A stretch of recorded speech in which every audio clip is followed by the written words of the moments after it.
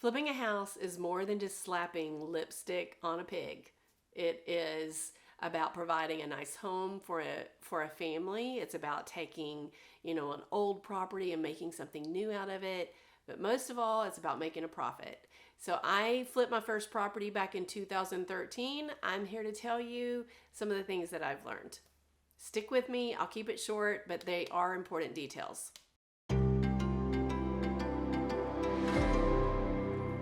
Hey there, I'm Christy Henshaw. I'm a realtor here in the Dallas-Fort Worth area. I'm also an investor. I have flipped homes, I have flipped land, and have worked with commercial properties as well. And let's just get to it. I'm going to just kind of list out things to consider if you're looking into getting into flipping. First thing I do is I go to the MLS, and if you're not a realtor, but you're wanting, I would say get with one who can at least send you comps of properties in a location that you're considering. So you want to look at homes that are newer and nicer. You want to look at new construction because you're not going to outprice new construction. And then you're going to look at homes that are kind of in disarray and disrepair. So yes, with new construction, you're not going to outprice them. Probably look at price per square foot. You don't want to get too crazy, outside of where they're at. Also, other renovated properties in your neighborhood or properties that seem updated. You look through the photos to kind of figure that stuff out. You're going to want to kind of be priced in that same range on a price per square foot level. And then properties that are disarray, you kind of study those numbers to kind of see that's where you're going to kind of probably come in at, and then you'll leave, closer to that new construction or newly renovated property. That's where you're hoping to be. So that kind of gives you a good space and numbers to kind of evaluate if it's even a good deal and worth looking at. If you decide a property is a good deal and it's worth looking at, then I'm going to look at location. So arrive at the property, I'm going to evaluate the neighborhood. Are other homes on the street being renovated? If it's a street where the homes are in disarray and you're just thinking you're getting a good deal, I personally am not going to be the first one to try to flip there unless the other neighborhood is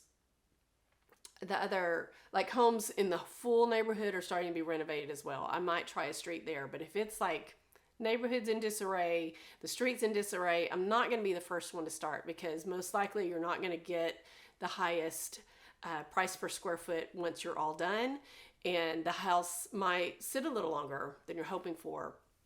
Another thing I'm going to think about, what is the landscape like? Are there trees around? Because that often, I wouldn't say that it necessarily adds value, but it definitely adds to curb appeal.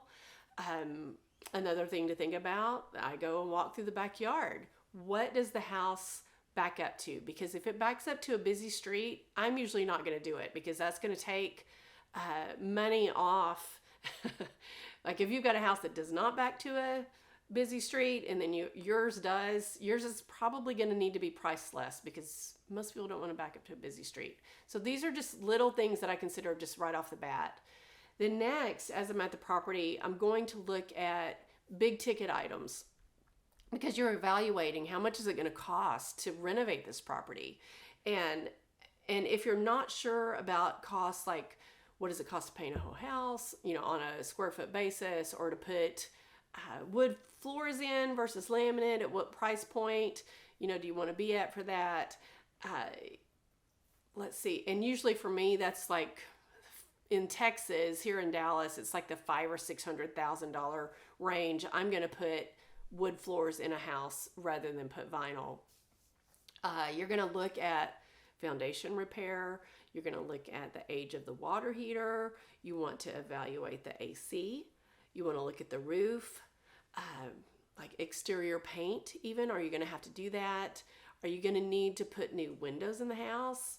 And then I also look at like the driveway or porch area, concrete, and landscape, because usually that's definitely something that's going to have to happen. You want to look at the fence.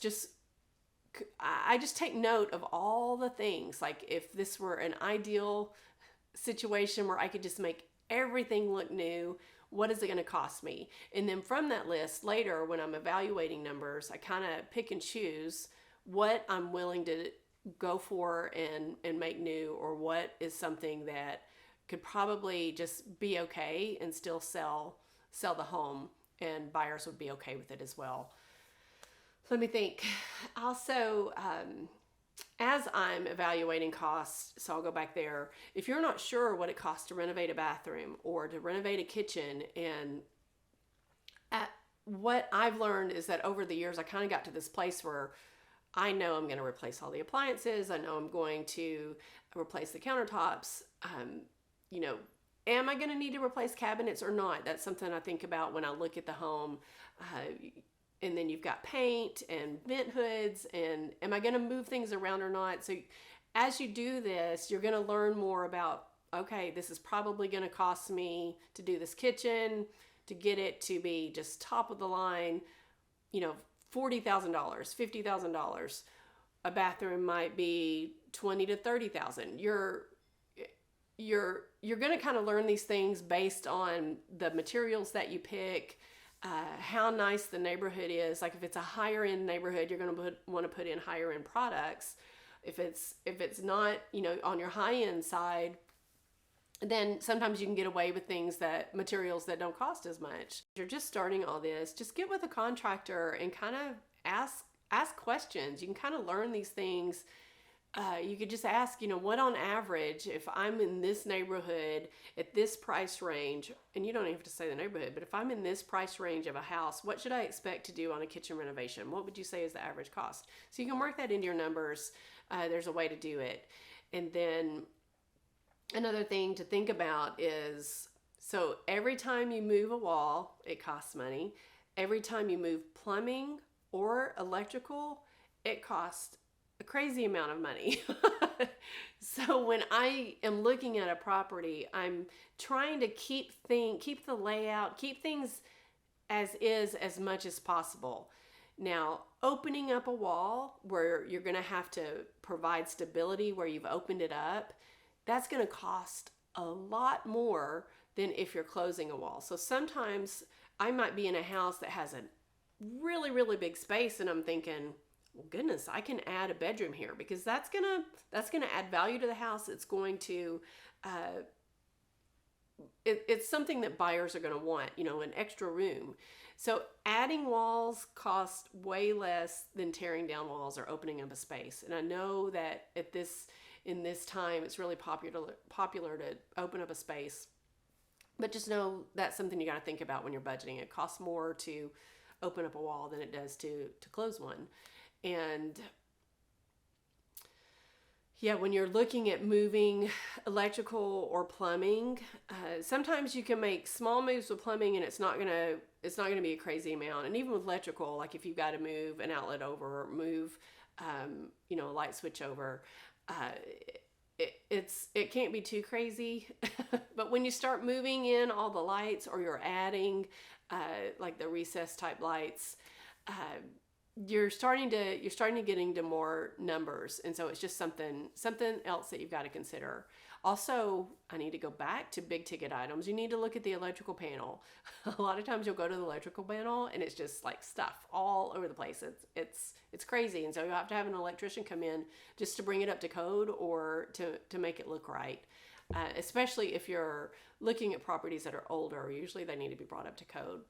So let's talk additional cost. So a lot of times people are just kind of looking at the renovation numbers and seeing how that works, but then you need to think about other things like title. You know, we've been in this market where buyers they've been paying for title, everything, but often the norm is sellers are going to pay for title. So you got to think about title. You need to think about whether or not you're going to hire a realtor, which I think with my properties, we always did. We hired a realtor to market the property for us and pop it on the MLS, which, you know, put it out into all syndications like Zillow and Realtor.com, those sort of things online. So you've got realtor fees on the sell side, the list side, and the buy side. You've got title. You need to look into property taxes. What's it going to cost you? I always had insurance, just while we're renovating the property, you need insurance.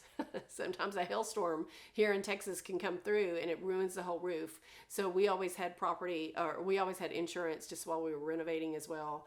And then I think it's really wise to get with your city and have things permitted, because you're going to have a family move into a home. You need to know that things are done right. And a lot of cities offer incentives if you will go to them and get things permitted. They'll help you out financially, and it's a really good perk. It's a really good part of flipping a property. And most importantly, I would say, is your return on investment. When I never look at a property and think, okay, values are going up, it's going to appreciate this much, so we're going to make all this money. If the numbers don't work, I don't move. And my goal is to make a minimum of 15% of my purchase price plus what I put into it. And so if the numbers don't work, I'm not going to consider it. It doesn't matter if everybody's out there fighting over this perfect house or not. A lot of flippers in the past few years, especially since COVID, they've done really, really well, but it's only because appreciation happened like crazy. Now that the market is settling, you got to think about those numbers and not count on that. Oh, you know what? I forgot to say contractor fees. So additional costs would be contractor fees. If you're not a handyman, or you're not someone who can do this yourself, or you're like me where it's just, I have the ideas, I don't necessarily implement them all. Like, I don't know how to install cabinets, but I know how to tell people what I'm wanting. I know how to, I have the vision, and I know how to delegate and talk out what needs to happen. But I work with a contractor, and so you've got to put in those numbers as well. So when you're looking at what does it cost to do a kitchen, what does it cost to do a bathroom, or put these certain appliances in, think about, are you going to need a contractor, because that's going to add on to your numbers. Ideally, you're somebody who just can do this stuff, and you have crews. That's another thing. Contractors have their crews. They can usually just knock it out when you're needing them to knock it out. If you're on your own, you've got to kind of you've got to find people that can help you out when needed. And a lot of crews, they're going to work for that contractor because they get repeat work. And until you establish yourself, are you going to be able to give the repeat work? So it's just something to think about. Another additional cost would be like, are you good at decorating? Can you stage the property yourself, or will you need to hire a stager? Because when you've got a newly renovated property and it's staged, like I usually just stage, a little bit with the kitchen, the dining room, the living room, and the primary bedroom. So a stager is another piece to the additional cost that you got to consider as well. So there you have it. There are lots of things to think about, more than just, are the numbers going to work? I found this great deal. Lots of extra things to think about. It is incredibly fun. It is very hard. It is something that's going to grow you. It will grow. If you're doing this with your spouse or your partner, it's going to grow you there. It's going to be hard, really hard sometimes. But it is a lot of fun. It's very satisfying to take this thing that seems so old or ugly, not pretty, and just make it seem like new again and put life back into it again. It really is a cool experience. It's hard, you grow, but it's fun at the same time. And if you're thinking about doing it, if the numbers work, you really have to make sure the numbers work. I say go for it. And if you want to think or like see some of the properties that I've done, you can go to my website. It's christyhenshaw.com. And I've got a little area at the top. One of my top tabs is called Trio Design. It's where I've got a lot of my design work, but you can see some of the properties that I've renovated there. I have a few before and afters, but a lot of times if you see just pictures of living rooms, or if they look like newer properties at kitchens and living rooms, dining rooms, those are usually mine. Yeah, so reach out, subscribe, comment, like this video. It's going to help push it out to others, and hope to see you here soon.